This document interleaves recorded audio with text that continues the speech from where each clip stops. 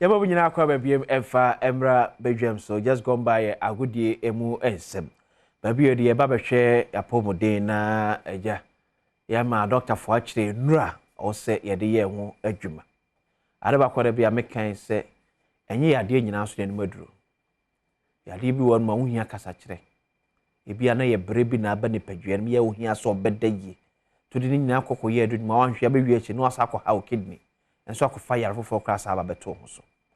Eti soko aspitia tina da bia ma doctor for tufo say wo yare a ba bia o so di card wani kire aspiti ansa no apedro anom enuma dro wo fie emmadro ko nyetun so asana wako aspiti wono a doctor for tufo e be better say obekọ hospital ahoden che say e beto stretcher so akọ hospital. Dr. George Esiama Jr. C4C Homeopathic Hospital abeka sana pay. Dr. Bokode. Yeah, bra. C4C to say. Adom you go so kakra. Okay, what me enti say ebrebe na o say ye ko hospital. Yes, me da say good morning to Obibiara Wajabre. But so nka be ya because of system nini the way I do ani di INT. Nka at least hokra at least a year no why general checkup. Okay, general checkup. Okay. Ti entwin senior Riley said entwin na ho endodo bebre anza no akọ hospital. Because the body no way I'll respond to nyama bebre and he said immediately I'll be feel say one kasa udidi now you we inquire there just do a checkup na your sure system at least once a year. Once a year is okay. Okay. Yes. And you didn't come on for infertility in women. And ma wo ya den at the mom.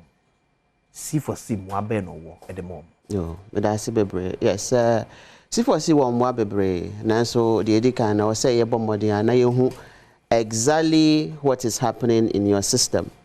I think now what you money di nkomo about infertility in men. Intina I was say yeah that of women na a year whole. You can say 30% of the cases are yeah infertility no.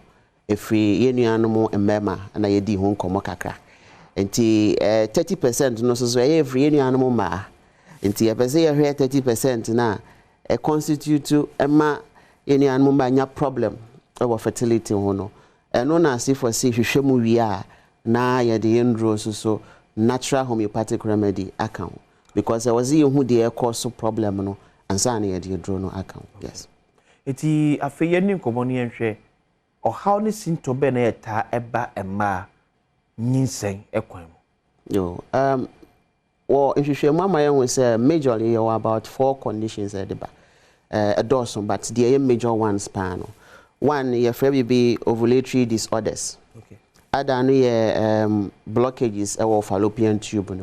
And then the other can also be uterus problems, not just a Awudian munya problem. And cervix is near the neck of the uterus. Awudian corner, known as a unyin say I was a kata. Na time no so I was akola ne ba na adelity ana ebie na chese opushi ana akola no tumi aba but ahwehwe me we say man bi wo ho no ma na om service na nya incompetent na chese abrane brane tumi bie anytime nti ya na wenya miscarriage na ye wo akola wo be 20 weeks so your ba na wo be 20 weeks na wo ne maame ye fuma ne kosi obeto wo wi ase nyina de ama ne dada. And I usually say about 5.7 million eggs any other man. But egg now was mature and send it to me at all. And Abribiano every month, so won't do puberty stage or to about 10 to 30 eggs. I remember here about 20 to 40 million sperm cells. A man also here be brave so that hormones no cost ra need me select tobacco. It is a 10 to 30 eggs now. A primordial stage until I was say move called primary stage and then do secondary stage. A do secondary stage na say mature na I go through process be a friend atresia na say a shrink now ovaries na a two cosiano a gen back na as also a repeating on the following month.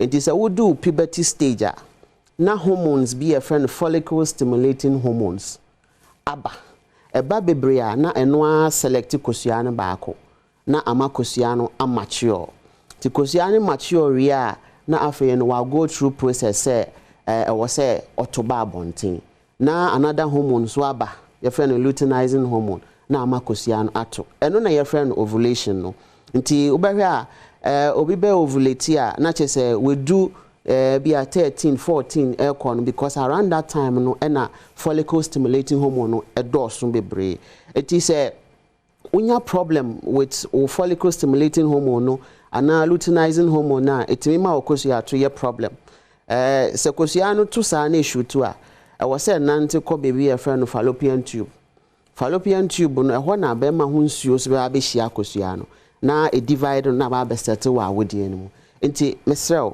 so wo hormonal problem a kosua to no be ye problem afa so wo ovary problems na so a kosua to no sa be ye problem because ovary ya na ye produce hormones ti hormones bi ti say estrogen say dose one na esiesie a wodi animu progesterone na eno so esiesie a wodi animu se na be ya akola ne beto wa na wanya baby ada it is a wonya problem with ovaries na edisa ha ne ba na fallopian tube ya so se emu ne be blocked ebia wanya emu besi ebia wanya ectopic pregnancy me kan ectopic am che se nyinsan ya akola ne nkoda awodi animu otumi koda ovaries ni mu anase okoda eye fallopian tube no eti se wo infection consistently titru ebiti se gonorrhea na chlamydia omo ye mmoa bi a omo tumi nante ekọ wo upper part of wo pelvic region anase wo uterus no mu no we sumi akọ okọ otumi ko infect eye wo fallopian tube no na afi no ma kosua ni ntumi nante ye be ma ho nsuo no so ntumi nkonkosua ni ye bi wo kra di kro scar ebeja ewo fallopian tube e ba sa itumi sisa ni o ma bebre na wodi ani mu ankasa so baby a wasa akola no be na to de bia ni o ma bitumi we ho no wo ho e bi ti say tumor anase fibroid fibroid ni o ma wo do bebre depending on baby a or you located but ba ko ye ta ha adwin bebre na ye sap mucosa na che so ono no wo a wodi ani mu ankasa e ba sa oni akola no pre na afi no we push no na afi akola na ba bonten ha e bi so wo ha na e ben a wodi ani nti emia no bebre nti e ba sa space na wo se nka wodi ani de gi akola no entimi enye. These are the major things na ya mostly the fertility cases wo yenuanum emma eba nti se oyo bi a o experience oligomenorrhea na che se o flow ni nye consistent a I say utu hanamo. Aside that, you also a year per se your skin color. You use a lot of this high creams. I this such bleaching. If you remind me, we say most of the time the chemicals we will might me seep into our bloodstream.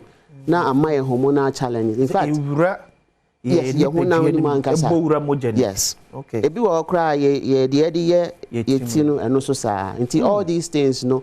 I know constitute to 30% in the problem with infertility by way and Mumbai. I face C4C Matemonka unchre Tomasum, the Bamoncham with me a boy, Mensham.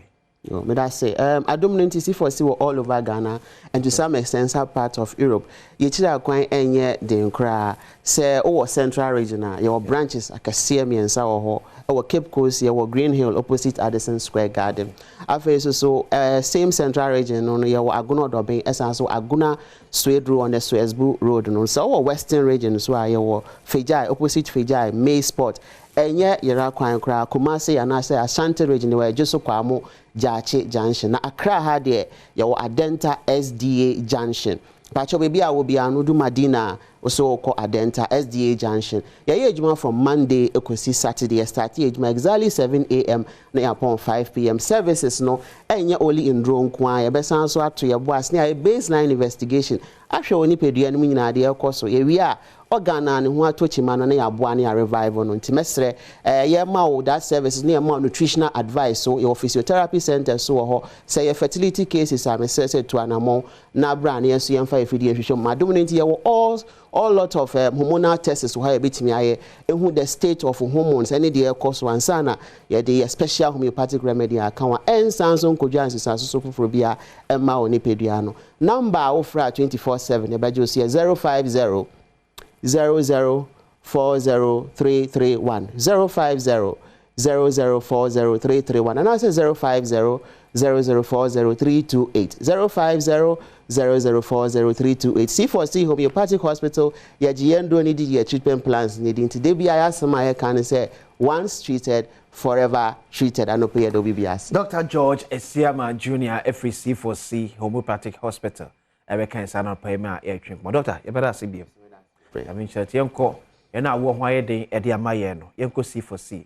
Umayama and that sort of answer is answer. Or money bait me area. I mean, come on forward about better so. Now, before the happy birthday, and confirm Clara or say Bonsu. Ya walk BBNI new compound. We every brand Joe Honum. Or so I wish you all the best. Nyakupon won't shroud. Now on your kese because obey kese pass. So happy birthday and confirm Clara or say Bonsu ya walk BBNI new compound. Ya better say that better and come on,